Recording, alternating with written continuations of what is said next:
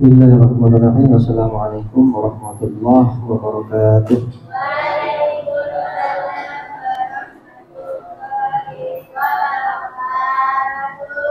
Alhamdulillahirabbil alamin wassalatu wassalamu ala sayyidil mursalin wa ala alihi wa sahbihi ajma'in, amma ba'du.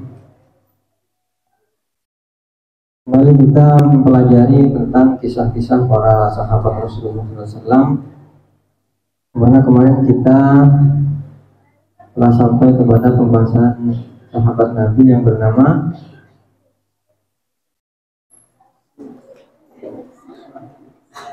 Umamah bin Sa'id. Sekarang kita mempelajari kisah atau sirah para sahabat Nabi. Yang saat ini kita akan bahas adalah Abdullah bin Jahsh atau Abdullah bin Jahsh. Jadi Abdullah bin Jahsh ini adalah awal man du'iya bi amiril mu'minin. Beliau ini orang yang pertama kali dipanggil atau dijuluki sebagai Amirul Mukminin, pemimpin para orang-orang beriman. Siapa yang pertama kali dijuluki? Yaitu Abdullah bin Jahsh. As-sahabiyyu alladzi nasuqu anhu al-haditha al-ana. Sahabat Nabi yang sekarang kita akan bahas adalah wasiqus silati bi Rasulillah sallallahu alaihi wasallam. Beliau adalah sahabat yang kuat hubungannya dengan Rasulullah sallallahu alaihi wasallam. Wahidun min ashabil awwaliyati fil Islam. Jadi beliau ini termasuk sahabat dari golongan sahabat yang pertama kali memeluk agama Islam.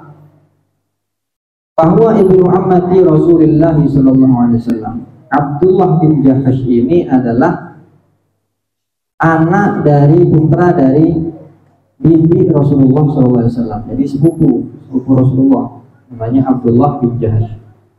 Zalika li'anna ummahu Umaymah bint Abdul Muttalib kanat ammatan Nabi alaihi salatu wasallam. Tapi itu karena ibunya yaitu Umaymah bint Abdul Muttalib itu adalah bibi dari Rasulullah SAW. Beliau saudara dari Sayyid Abdullah bin Abdul Muttalib, apa dari Rasulullah. Jadi Abdullah bin Jahsh ini adalah sepupu Rasulullah. Makanya beliau itu wasiqus silah bi Rasulillah. Beliau hubungannya sangat kuat dengan Rasulullah, baik hubungan kekeluargaan ataupun hubungan keislamannya. Wa huwa sihru Rasulillah sallallahu alaihi wasallam. Beliau juga ipar dari Rasulullah SAW. Jadi selain beliau itu sepupu, beliau juga ipar dari Rasulullah. Kenapa? Dzalika li'anna ukhtahu Zainab binti Jahsh kanat zaujatan Nabiyil Karim sallallahu alaihi wasallam. Itu karena saudara beliau, saudara dari Abdullah bin Jahsh ini yang bernama Zainab binti Jahsh, dia itu adalah istri Nabi Muhammad, wa ihda ummahatil mu'minin, dan itu dia itu adalah salah satu di antara ummahatil mu'minin, ibu para kaum mukmin. Wa huwa awwalu man uqida lahu liwa'un fil Islam. Jadi beliau adalah Abdullah bin Jahsh ini adalah orang yang pertama kali diberi bendera dalam Islam. Wa huwa ba'da dzalika awwal man du'iya amirul mu'minin. Nah, setelah dia diberi bendera Islam oleh Rasulullah, maka setelah itu Abdullah bin Jahsh itu dipanggil atau dijuluki dengan orang yang pertama kali dijuluki Amirul Mukminin, pemimpin para orang-orang beriman. Innahu Abdullah bin Jahsh al-Asadi. Beliau adalah Abdullah bin Jahsh al-Asadi, bangsa Al-Asad. Aslama Abdullah bin Jahsh. Abdullah bin Jahsh masuk Islam qabla ayyadkhula Nabi alaihi salatu wasallam, sebelum Rasulullah SAW itu masuk ke Darul Arqam, rumah daripada Arqam ibn al-Arqam. Dulu ketika Islam itu masih dakwah secara sembunyi-sembunyi, secara sembunyi, Rasulullah dan para sahabat yang awal mula masuk Islam, sabiqun al-awwalun, mereka itu melaksanakan ibadah itu dengan sembunyi, entah itu di pinggiran-pinggiran kota Mekah atau di rumah salah seorang dari sahabat mereka, yaitu siapa? Al-Arqam, sahabat Arqam. Itu ketika awal mula Islam itu masuk. Kenapa? Karena kaum Quraisy, kafir Quraisy itu sangat membenci orang-orang yang memeluk agama Islam. Walamma adina Nabi alaihi salatu wassalam, ketika Rasulullah SAW itu mengizinkan li ashabihi kepada para sahabatnya bil hijrati untuk berhijrah ilal Madinah, ke kota Madinah, firaran bidinihim, lari atau menyelamatkan agama mereka, min ada Quraisy, dari siksaan kaum kafir Quraisy. Jadi kaum Islam ketika Rasulullah itu memerintah untuk hijrah, memperbolehkan atau mengizinkan untuk hijrah, mereka itu hijrah bukan karena takut, bukan karena duniawi, tapi mereka itu untuk menyelamatkan agama Islam. Kenapa? Karena kalau kaum kafir Quraisy itu menyiksa para sahabat Nabi yang awal mula masuk Islam, dan pada saat itu juga ada beberapa sahabat yang meninggal karena siksaan dari kafir Quraisy, maka kalau semua terkena siksaan itu, maka tidak ada orang yang memeluk agama Islam, mati semua. Maka harus diselamatkan dengan cara apa? Dengan cara hijrah. Karena Abdullah bin Jahshin, jadi Abdullah bin Jahshin ini tsaniyal muhajirin, orang yang kedua, orang yang nomor dua yang berhijrah. Jadi beliau itu orang yang kedua berhijrah. Yang pertama siapa? Idlam yasbiqu ila hadal fadli illa Abu Salamah. Yang pertama kali berhijrah itu adalah sahabat Nabi yang bernama Abu Salamah. Abu Salamah ini termasuk saudara rotom, saudara sepersusuan dengan Rasulullah. Nanti ada pembahasan di pembahasan lain di kitab ini. Jadi Abdullah bin Jahsh ini adalah orang yang kedua yang berhijrah ke Madinah, termasuk orang yang kedua dari golongan kaum muhajirin. Ala annal hijrata ila Allah, hijrah kepada Allah, wa mufaraqatal ahli wal watani fi sabilihi, dan juga berpisah dengan keluarga, dengan kampung halaman dalam jalan Allah, lam takun amron jadidan ala Abdullah bin Jahsh. Hal ini bukanlah yang baru bagi Abdullah bin Jahsh. Faqad hajara wa wa'adu darihi qabla dzalika ila al-Habasyah. Kenapa? Karena Abdullah bin Jahsh ini sebelumnya juga pernah berhijrah bersama keluarganya sebelum berhijrah ke Madinah, yaitu berhijrah ke Habasyah, negeri Habasyah, ketika diperintah atau diizinkan oleh Nabi pergi ke Habasyah. Lakinna hijratahu hadhihi al-marrah kanat ashmala wa awsa'a. Akan tetapi hijrahnya kali ini, hijrah ke Madinah ini adalah yang paling luas. Faqad hajara ma'ahu ahluhu wa zawjuhu. Ikut bersamanya hijrah bersama Abdullah bin Jahshin, keluarganya dan hamba-hamba sahayanya atau budaknya, wasairu bani abi, dan juga semua anak atau bani asal, itu keturunan dari nenek moyangnya, rijalan wa nisaan, baik laki-laki ataupun perempuan, wasyiban wa syubbanan, baik yang tua ataupun yang muda, wasibyatan wa sobiyatan, baik anak kecil laki-laki ataupun perempuan, faqad kana baituhu baita islamin. Dan rumah beliau itu adalah rumah yang penuh dengan keislaman. Wa qabiluhu qabilah imanin. Qabilah atau suku daripada Abdullah bin Jahash ini adalah suku yang penuh dengan keimanan kepada Allah Subhanahu wa taala. Fama in fasalu an Makkah hatta badat diyaruhum hazinatan kaibatan. Maka setelah mereka itu keluar dari Mekah, Abdullah bin Jahash dan rombongan keluarganya dan sukunya, maka rumah-rumah mereka itu menjadi sepi.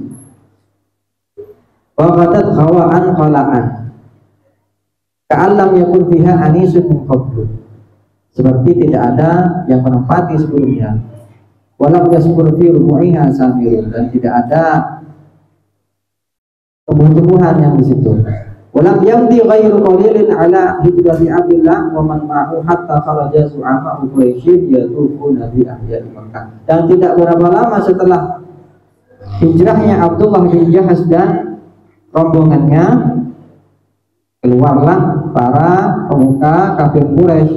Mereka mengelilingi kota Makkah di ma'rifati man wa'ala anha, untuk mengetahui siapa yang pergi dari Mekah minal muslimina, dari kaum muslimin, waman baqiya minhum, dan siapa dari kaum muslimin yang masih tetap ada di Mekah.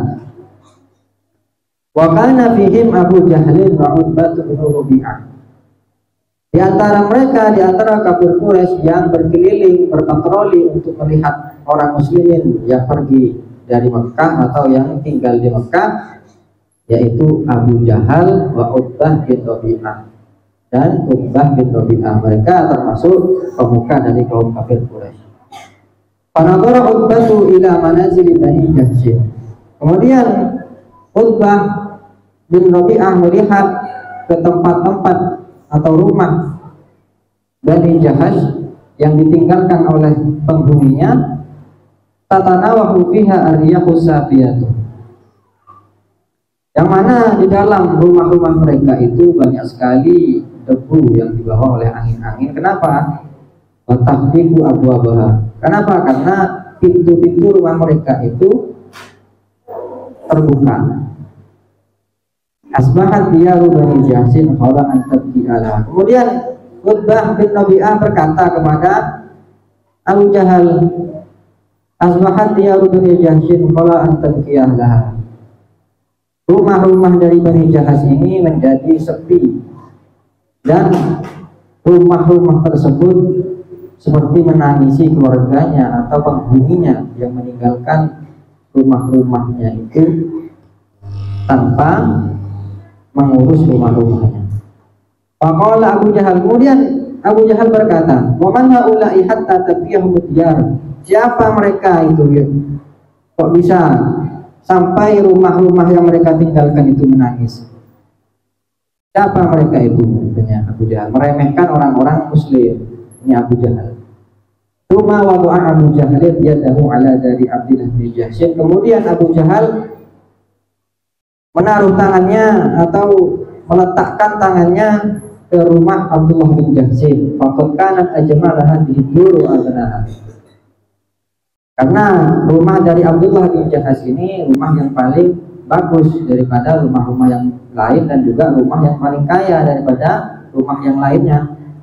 Wa ja'ala yatasarrafu fiha wa fi mata'iha. Kemudian Abu Jahal ini mengambil apa yang ada di dalam rumah daripada Abdullah bin Jahash ini, wa fi mata'iha, dan juga mengambil hiasan-hiasan yang ada di dalam rumah Abdullah bin Jahash.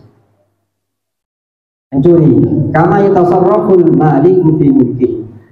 Jadi mengambilnya Abu Jahal ini seperti mengambilnya seorang raja terhadap kerajaannya, seperti milik sendiri, diambil semua yang ada di dalam rumah Abdullah bin Jahash. Falamma balagha Abdullah bin Jahash ma sana'a Abu Jahal bidari. Kemudian ketika Abdullah bin Jahash itu mendengar apa yang telah dilakukan Abu Jahal terhadap rumah yang ditinggalkannya di Mekah, dzakara dzalika li Rasulillah sallallahu alaihi wasallam. Kemudian Abdullah bin Jahaz ini memberitahu kepada Rasulullah. Faqala lahu an-nabi alaihi wasallam, kemudian Nabi berkata kepada Abdullah bin Jahaz, "Ana tarda ya Abdullah ay yu'tiyaka Allahu biha daran fil jannah?" Apakah kamu itu tidak ridha wahai Abdullah, nanti atau kelak Allah itu mengganti rumahmu dengan rumah di surga, dibangunkan rumah di surga? Apakah kamu itu tidak ridha wahai Abdullah bin Jahaz? Qala bala ya Rasulullah. Kemudian Abdullah bin Jahaz itu berkata kepada Rasulullah, tentu saja saya ridha wahai Rasulullah. Qala fadzalika, kemudian Rasulullah berkata lagi kepada Abdullah bin Jahaz, maka itu nanti yang akan kau dapatkan wahai Abdullah bin Jahaz, kau akan mendapatkan rumah nanti di surga. Fatabat nafsu Abdullah wa qarrat ainuhu, maka jiwa dari Abdullah bin Jahaz itu menjadi tenang dan menjadi bahagia. Kenapa? Karena ucapan dari Rasulullah. Ini Rasulullah bisa membahagiakan dengan ucapan, bisa membahagiakan sahabatnya dengan tindakan atau perlakuan, bisa membahagiakan sahabatnya dengan hanya tersenyum saja. Rasulullah itu sahabatnya bahagia. Jadi ibrah atau pelajaran yang dapat kita ambil dari kisah awal mulanya ini, Abdullah bin Jahaz ini adalah ومن هنا تدرك أن أسلوب دعوته عليه الصلاة والسلام في هذه الفترة كان من قبيل السياسة الشرعية بوصفه كونه إماما وليس من أعماله التبليغية عن الله تعالى بوصف كونه نبيا. Dari sini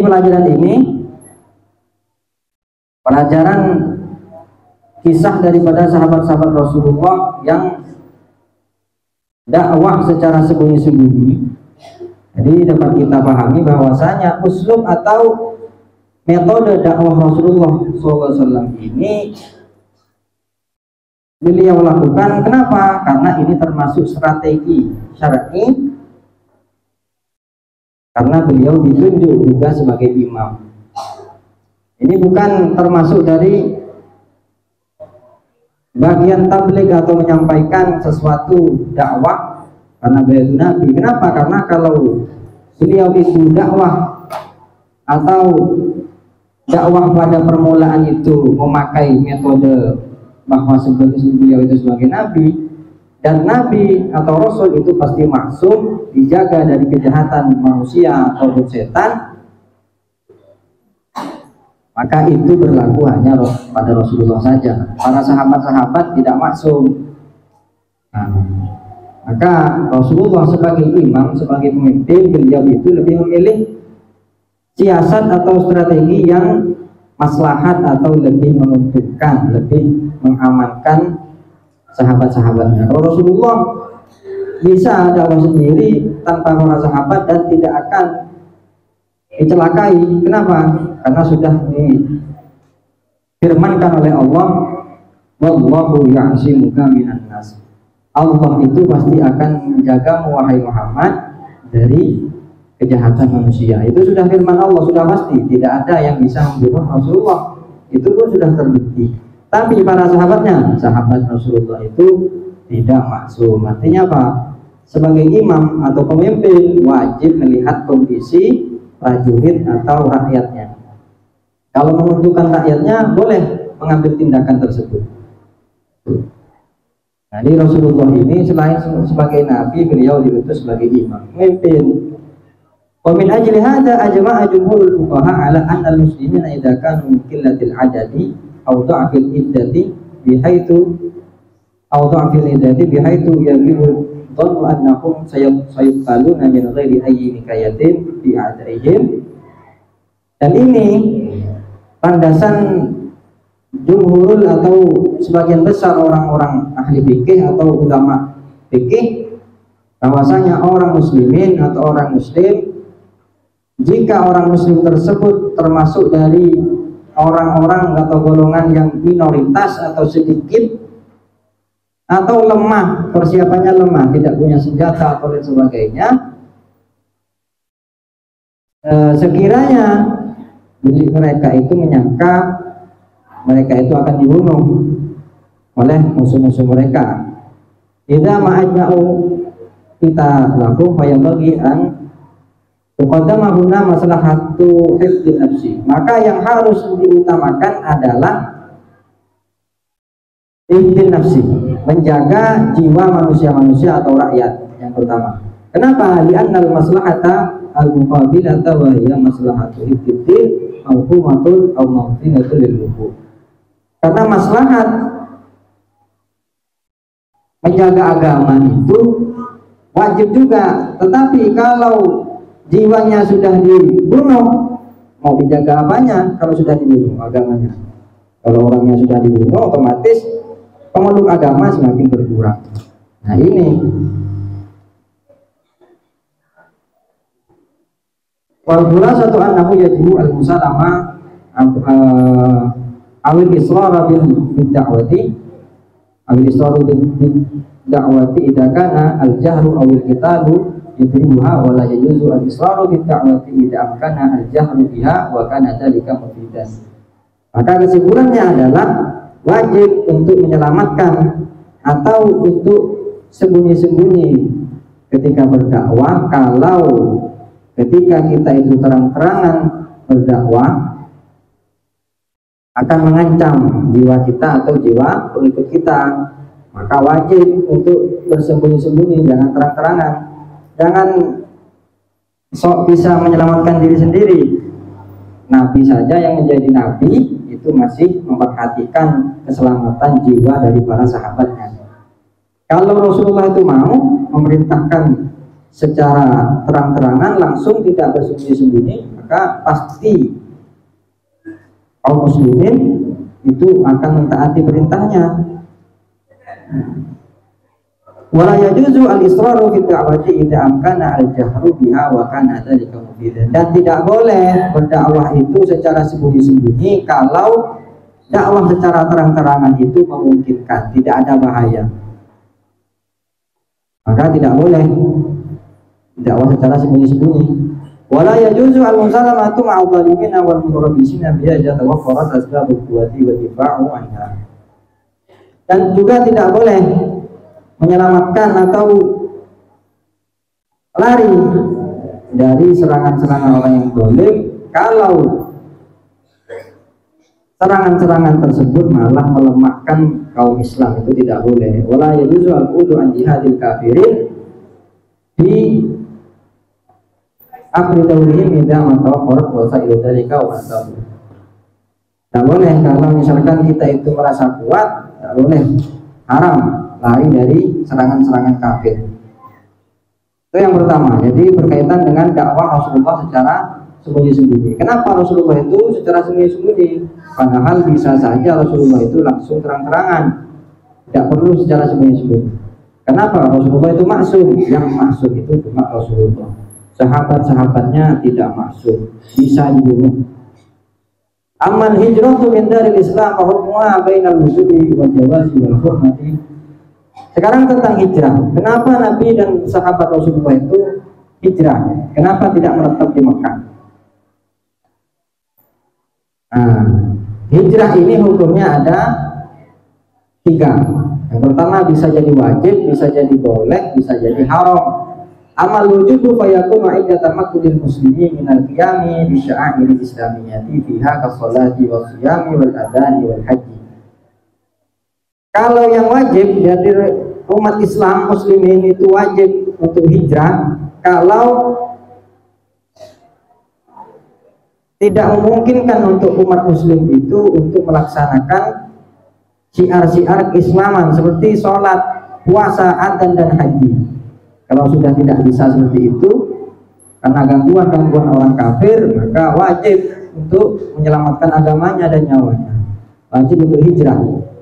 Wa amal jawazu fa yakunu indama yusibu fiha bala'an yudiku bihi fa yajuzu lahu ay yakhruja minha ila dari islamiyatin ukhra.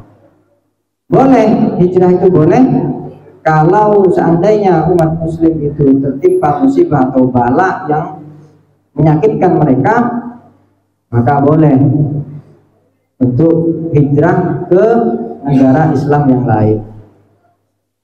Dan haram hijrah itu indama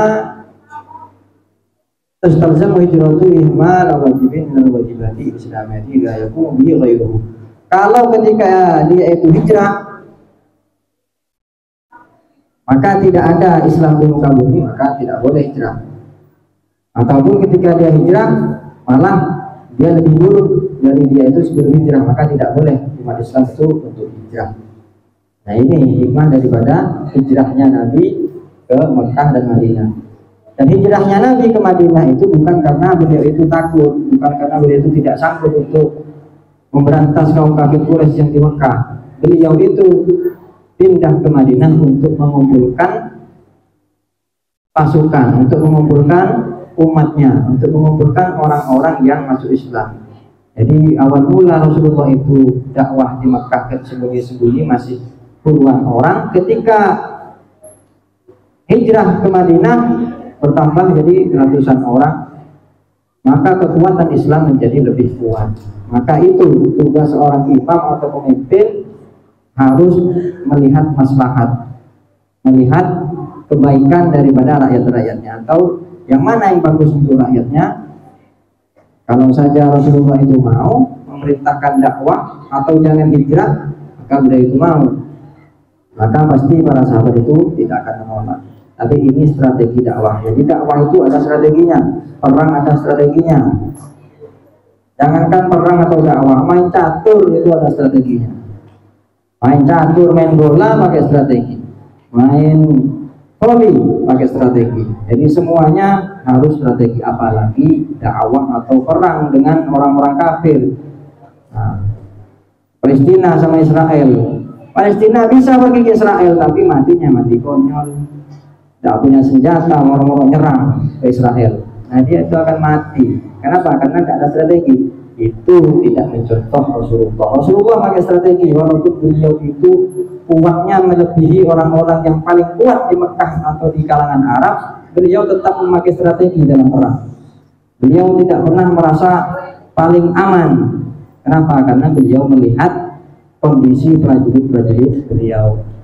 Pada saat di Mekah, para umat muslimin, mereka itu di kalangan bawah, di kalangan menengah ke bawah, bukan menengah ke atas. Kenapa? Karena awal-awal yang masuk Islam itu hanya budak-budak yang tidak dianggap oleh Abu Jahal. Makanya Abu Jahal, Abu Lahab, mereka itu sangat mengentengkan Islam.